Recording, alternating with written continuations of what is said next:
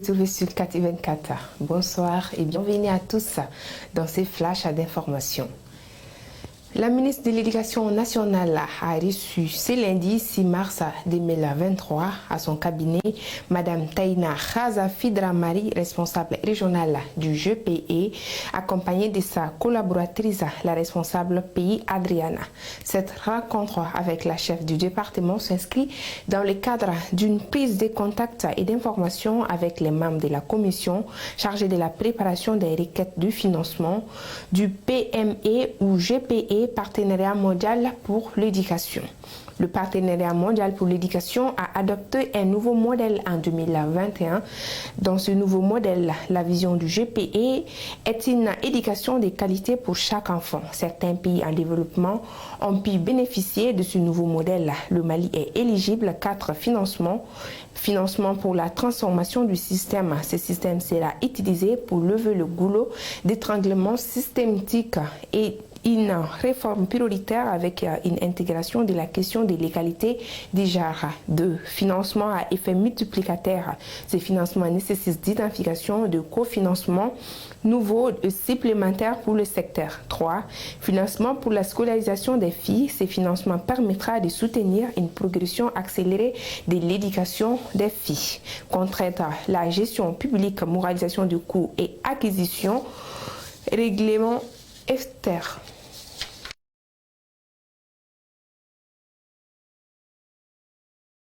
Rencontre, échange avec les principaux acteurs de la chaîne de défense publique sous la présidence du ministre de l'économie et des finances, M. Alfousseni Sano.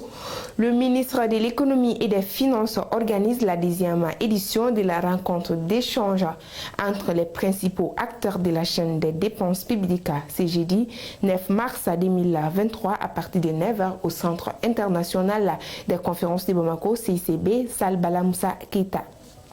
Participant à cette importante rencontre, les services centraux de dépenses du ministère de l'économie et des finances, les services de contrôle d'État, les gestionnaires d'institutions et autorités indépendantes, les directeurs administratifs et financiers, les directeurs des finances et du matériel, les directeurs régionaux des marchés publics, les délégués du contrôle financier et les responsables des cellules de passation des marchés publics après des ministères. 4 thèmes si présents seront débattus.